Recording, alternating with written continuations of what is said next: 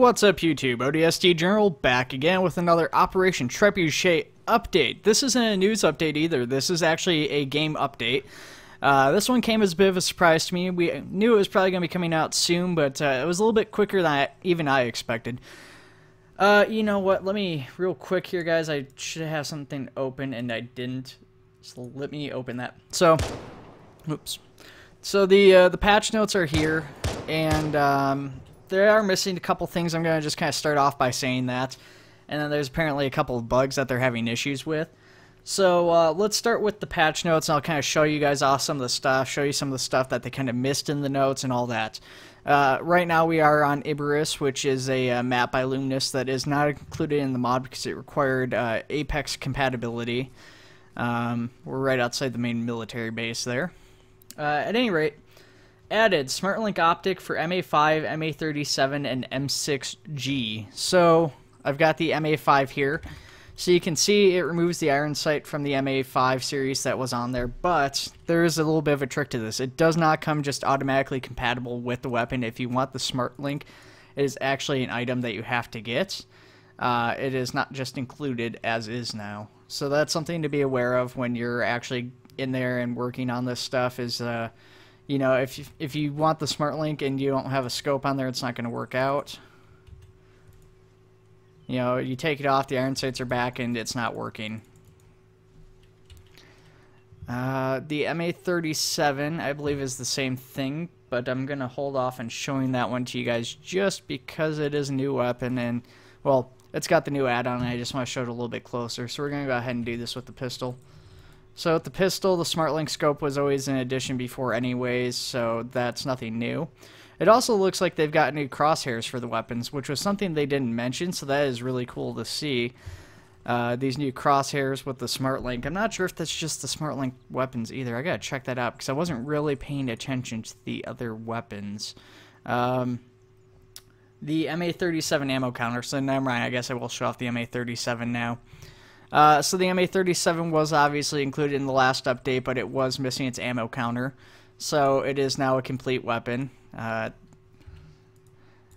So here it is. As you can see, SmartLink does not work. So, but that scope is, or the crosshair is still there. Working ammo counter.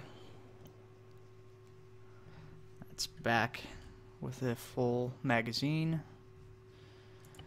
And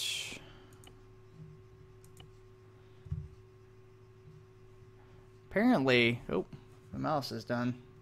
Give me 1 second, guys. Sorry about this. I don't see any scope attachments for the MA37.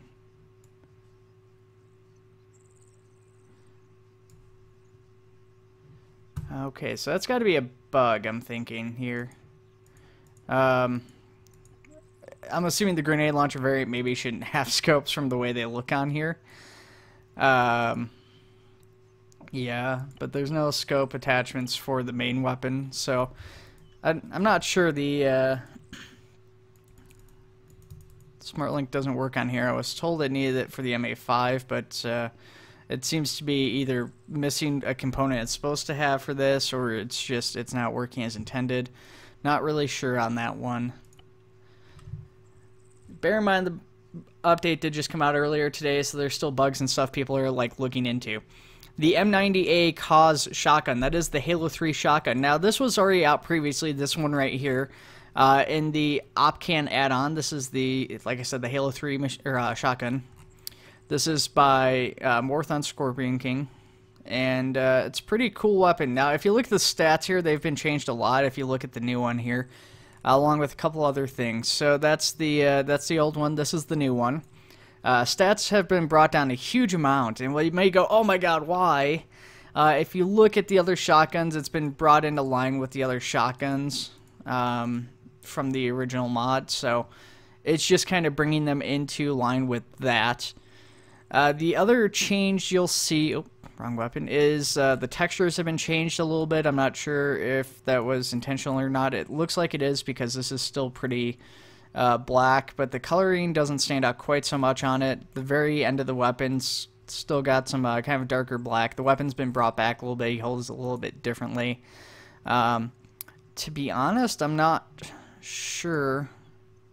It's got to be the same model. It's just that it's finally getting implemented into the mod. For some reason, the textures are a little bit different. I think, to be honest with you guys, I do like the one in Opcan a little bit more for how it looks. But with that being said, you know, this new one, I don't know how it operates. I haven't really tested it out, so it fits a little bit better in line with the other shotguns and stuff. That's probably for the best. It makes it a little bit more viable of a tool for the mod. New supply pods for new weapons fixed. So I didn't look at that one in the editor. Let's go ahead and back out real fast here, and we will take a look at that. Now, the Pelican supply pod system is supposed to also be in place from what it sounds like, even though that's not in the patch notes. I have no idea how to use that, guys, so I'll have to look into that before showing this off. But I did want to show you guys this video here before I actually got too much into that.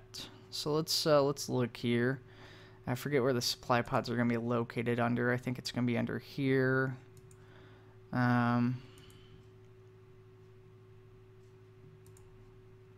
Probably under tray objects and like containers, maybe. I don't do this very often with the supply pods and stuff, so I can't really remember where they're actually at. Might just skip this part too.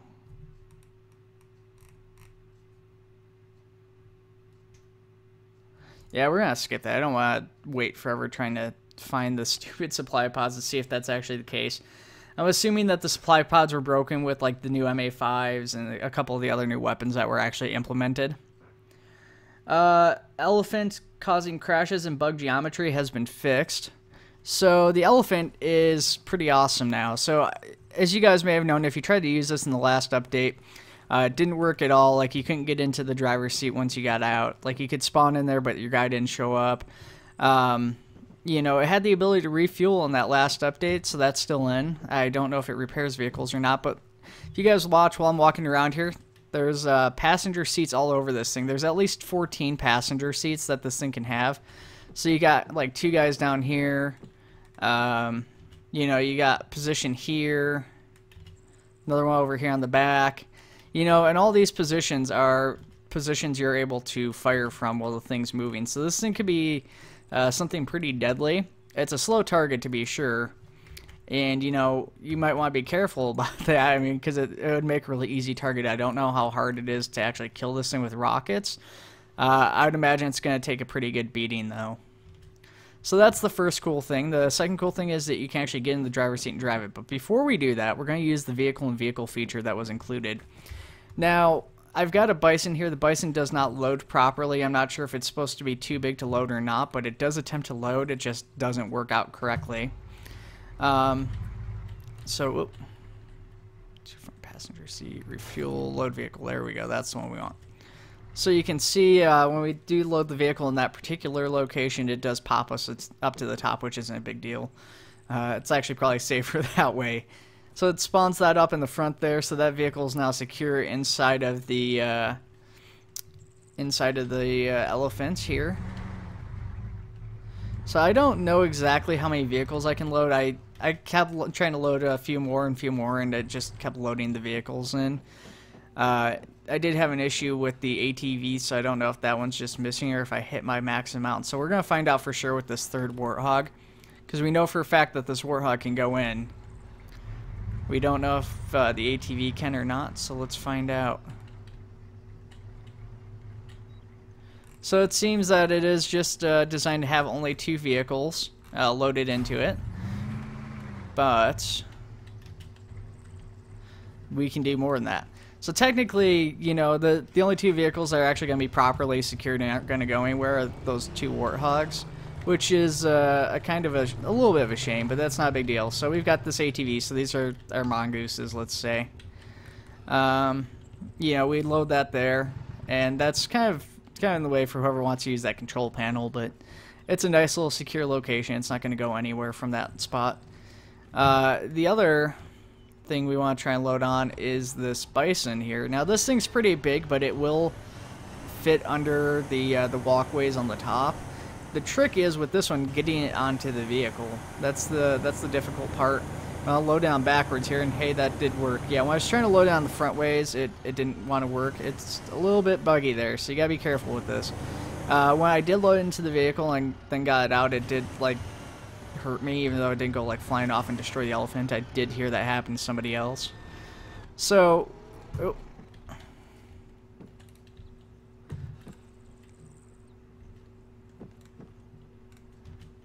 Okay, we're gonna get in the Goss Warthog. That's in the front. There we go. We popped out on the top. So as you can see, our bison's located in a pretty nice spot. He's, you know, a little bit difficult getting it on there, but you know, it's loaded facing that ramp. It's easy to get off. If you wanted, you had a firing solution right out the biggest part of the back of the elephant, so you could just go to town on any vehicles that tried to come up behind you if you really wanted to. I'm not sure how that would work riding in one vehicle. Well, you know, it's on another one. So here's the driver's seat is working. You can see the guy does show up in there. It does take a minute for it to actually like zoom the camera out to a point where you can see in third person, so that's something to be aware of. We're going to go ahead and raise the ramp up, and we're going to drive off. So like I said, the Warthogs are the only secure vehicles, but this thing doesn't move very fast. So as we drive around here, you can see there is a little bit of bouncing around and a little bit of, just a slight bit of sliding from the bison. The ATV hasn't really moved an inch, I don't think. So you can definitely do this. This is something you could do, is just like load vehicles and like the Scorpion. If you could, well, I don't know, the Scorpion was probably a little too big to fit in there. It definitely won't fit up that ramp. Somebody who's really dedicated might be able to get it on there if you really wanted to or felt the need to. But you could definitely load up a lot of vehicles on this thing and use this as a transport to get them around. Just gotta be careful with stuff like the bison and the ATV, because they are not designed to go on here. It is a very slow vehicle, so let's go ahead and spin it around. We want to get back to the base. The turning radius on this thing is also pretty awful, but I mean, it's a giant tracked vehicle. Well, I guess the tracking thing, you know, should mean it's a lot better at turning. If you really want to make a sharp turn, trick is go down a hill, and we're gonna hold the shift and try to get it up. So this thing seems to go about 20 normally. If you're going uphill holding shift, shift actually doesn't seem to work. So it goes about 5-6 miles an hour up a hill. Shift does not do anything. Let's check out first person here. So the interior is, it's kind of basic, but it's still pretty decent here. You know, all the controls and stuff are all textured. It is missing anything that would make it look like it. Oh, you know what? Never mind. There is controls for, like, if you wanted to drive. It's just kind of clipped through the player a little bit. It appears to be. So, half tempted. Let's go ahead, because this is taking forever. I don't want to wait this entire time. Let's go ahead, do that. Let's unload our vehicles. When you unload the Warthogs, they do pop out. I'm not sure. Oh, there's the other one. The other one didn't pop out. The other one spawned inside and got messed up because it spawned inside the bison, I'm assuming. And the other one did spawn a little bit close to the elephant. It is kind of partially clipped through. Not a big deal, though. We can still get it out without any issues. And we're just going to leave that there because, like I said, it's slow and we don't want to wait that entire time.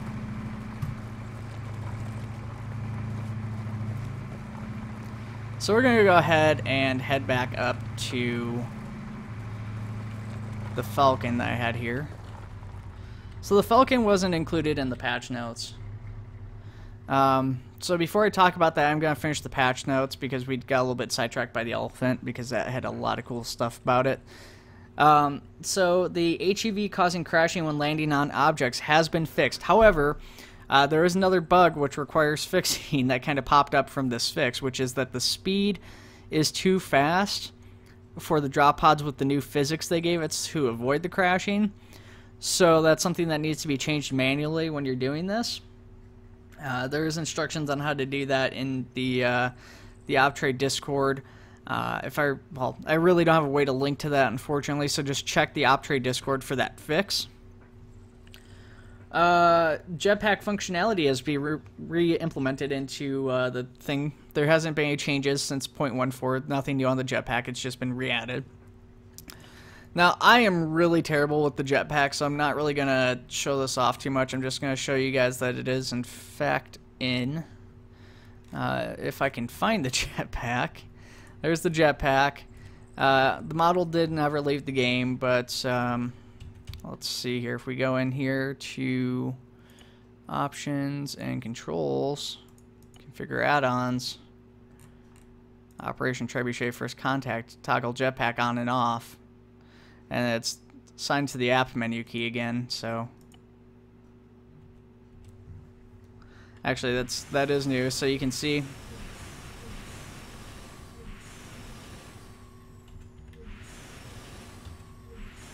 I'm not exactly sure how that's working, but you press the app button key, which used to be for the HUD, and it kind of flickers on for a second. I'm assuming that there's other ways of controlling it. Oh, didn't mean to hop in there. Gun incorrectly appeared on Police Falcon, so I didn't look at the Police Falcon. I don't have it here, but it's probably safe to assume that that gun right there is not on the Police Falcon anymore. SRS 99D completely black under shadows has been fixed. AI refusing to walk on custom sidewalk objects has been fixed, so that's a big thing for like gridlock and stuff, where they have a lot of issues with that. Tweaked. Removed the front iron sights from Warthog machine gun variants, so I've actually got the Warthog machine gun variant over here. So let's go ahead and take a look at that. Removed possibility of jamming on the SRS 99 series in ACE. So neither of these sniper rifles will now jam in ACE. Apparently that was a fairly big issue. Oh. That's interesting. So if you're angled up at a certain angle, the screen seems to go black if you're zoomed in. Yeah, there's some clipping there is what that is. Okay, so there's a clipping issue with the player that's causing that. So at certain angles, if you're zoomed in, you won't be able to see. But you can see that front iron sight was removed. A lot of people were actually asking for that, so if people are like, why was that taken out? That doesn't make any sense. That would be why. Oh, and my thing's all messed up here, so I gotta, really quick, I gotta back out and then go back in, guys. Or not. Oh, you know, I think my mouse just died on me again. I've had some issues with this mouse where it just randomly quits working. You know, this it's like a Diablo 3 mouse. I don't even play Diablo 3, but it was a pretty cool looking mouse I got, and apparently these SteelSeries gaming mouses are complete garbage. Let's see here. What else do we got? Increased spread of shotgun pellets. So the shotgun will do a little bit more wider area of damage, so it's not quite so deadly at long range, that likely means, but at closer ranges it's going to do a lot more damage over a wider area. Jetpack keybind re-added, obviously. HUD still disabled. They're trying to completely rewrite the HUD. So let's show off a couple of things that weren't actually included in the patch notes. So we're going to go ahead and get into this gunner seat here. So this is nothing new. This is old, but you can now ride on the skids of the Falcon. So you can have your little Vietnam Halo fantasy completely filled, you know, if that's what you so desire. You know, it also just, it's a nice thing since there's no gunner seats yet. It's just a little nice added functionality to be able to carry a couple more people on these Falcons, you know, and gives them a little bit more use for slightly bigger operations. So that does work on both of these skids, so that's just a pretty neat little addition, not anything really huge or major. The other thing is that the updated carry script for the Pelican has been added, so the Pelican can now carry stuff like the Scorpion, stuff like that. There is a little bit of clipping with the Scorpion because of its size. It's not a big deal though, because it can actually carry this thing. You can drop it off safely. So we're going to go ahead and load vehicle. Driver can't unload it, unfortunately. It does have to be the pilot of the Pelican. So we're going to go ahead and we're going to take off here. So you can see that clipping right there. The turret does clip through the magnets a little bit. You know, but like I said, that's it's due to its size, so it's not touching the ground.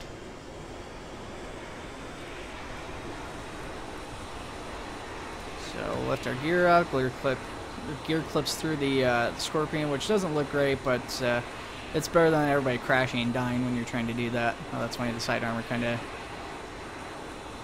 goes up when you're doing that. Oh.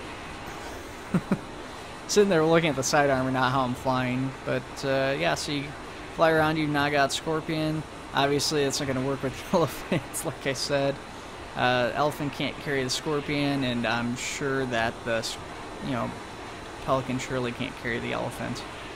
Well, let's go ahead and engage forward thrusters, because I haven't tried that with this one. So there's a little bit of delay, even single player, where that is kind of coming off here, or trying to.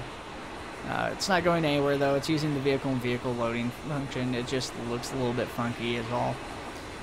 Not a huge deal. So, we can drop a Scorpion off for our guys fighting the Covenant inside the city. By doing this. Going down and just simply hitting an unload vehicle. Probably a little high to drop it from, so maybe that was still pretty high. It's a Scorpion tank, though. It'll take the beating. Not a great pilot, so.